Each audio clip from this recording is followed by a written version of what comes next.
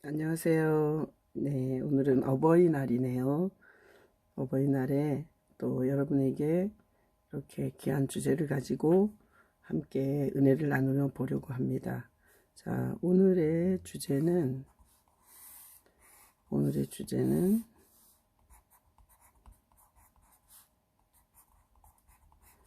면제년이라는 이런 주제를 보겠습니다. 면제.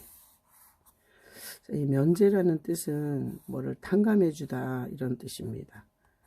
자, 면제. 여러분은 살아가면서 누구에게 돈을 빌려주고 그리고 이렇게 면제를 해준 적 있으신가요?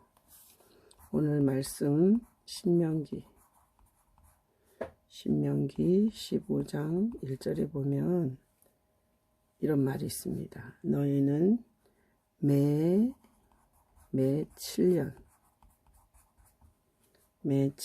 끝에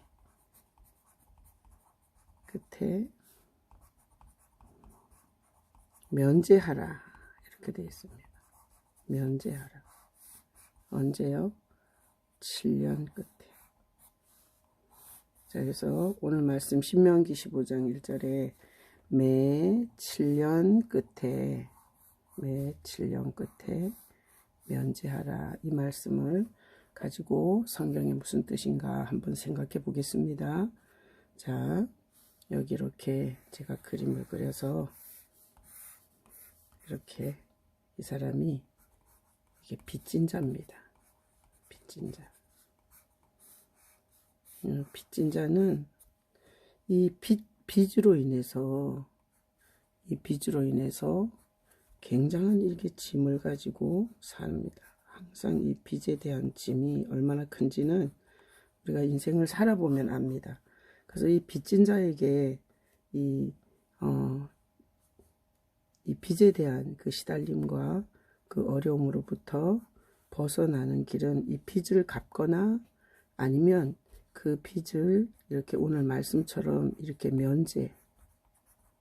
면제를 받는다면 그것처럼 큰 인생에 정말 은혜가 없을 것입니다. 왜냐하면 이 빚에 계속 눌려서 살기 때문에. 그래서 이 빚진 자의 고통은 이게 눌림이 있습니다. 빚에 대한 눌림.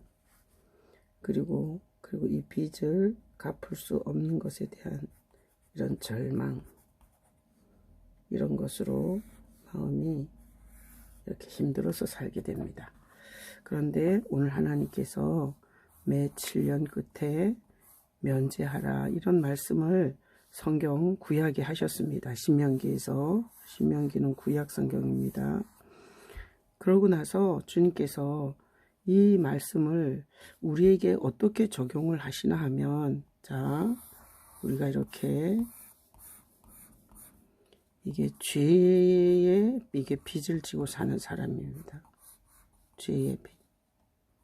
우리 인간은 여기 이렇게 여기 이게 죄성을 갖고 있어서 이 죄성이 이렇게 죄를 짓게 됩니다.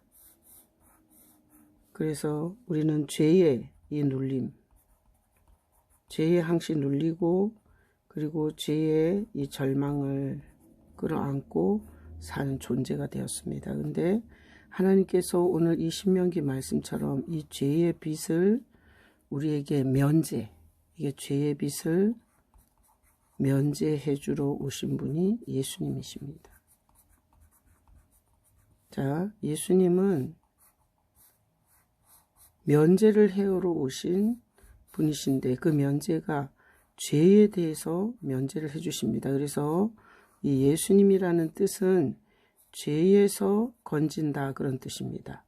죄에서 건진다. 자, 그래서 예수님은 죄의 빚을 가진 우리에게 면제해 주러 오신 하나님이십니다. 그래서 이렇게 죄성을 갖고 죄의 눌림과 절망에 있는 사람이 자, 입으로 예수를 시인하는 것입니다. 입으로 예수를 시인하고 그리고 이 마음으로 예수님을 마음으로 믿습니다. 그러면 매 7년 끝에 면제하라 이렇게 말씀하신 하나님께서 이렇게 예수 그리스도를 입으로 시인하고 마음으로 예수님을 이렇게 믿는 사람들에게 이 죄를 면제해 주시는 이런 은혜를 주십니다. 그래서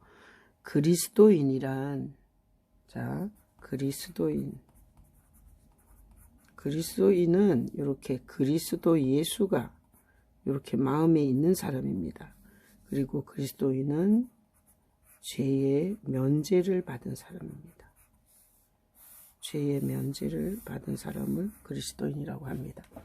그래서 그리스도인의 삶의 가장 큰 이 그리스도인의 가장 마음에 큰 이 감사의 생각이 면제입니다. 면제. 내 죄의 빚을 면제해 주신 하나님의 은혜를 생각합니다. 그래서 그리스도인 이꼬르 죄를 면제받은 것에 대한 감사. 이게 늘 마음에 있습니다.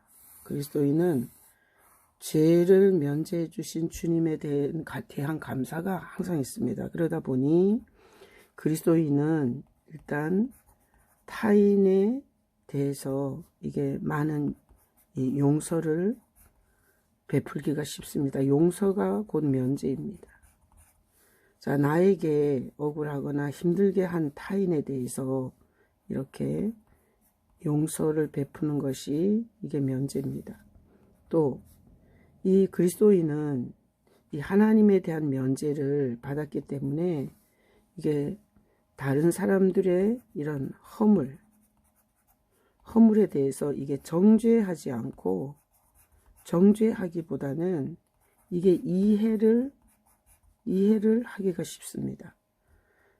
자, 이렇게 타인에 대해서 용서가 쉽고 그리고 타인의 허물에 대해서 열받고 분노하기보다는 이렇게 정죄하기보다는 죄성을 가진 인간에 대한 이해가 있기 때문에 그리스도인이라는 것은 예수님과 함께 사는 사람입니다. 그리스도인은 이게 스트레스가 이게 사라지기 시작합니다.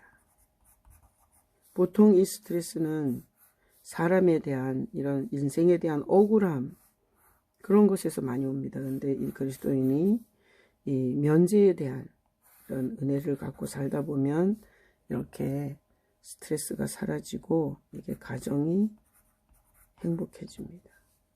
그리고 개인적으로 평안해집니다. 그리고 이렇게 직장이나 어떤 사회생활 속에서 조화를 잘 이루게 됩니다. 자, 오늘 면제년이라는 것에 대한 신명기 말씀을 통해서 빚진 자를 그 빚을 탕감해 주는 것인데 결국은 하나님께서 이 면제를 말씀하신 것은 빚을 탕감해 주라는 게 아니라 언젠가는 예수님을 보내서 우리의 죄의 빚을 면제해 주시고 그 면제받은 은혜를 생각하면서 이 그리스도인이라는 이 면제받은 자의 은혜를 가지고 살면서 타인에 대한 용서와 그리고 타인의 허물에 대해서 이해하고 사람들로 인해서 스트레스를 받는 게 아니라 가정을 행복하게, 개인을 평안하게, 그리고 사회를 조화를 이루어서 자, 사회에는 조화를 이루고 개인은 평안을 얻고 가정은 행복을 찾게 됩니다.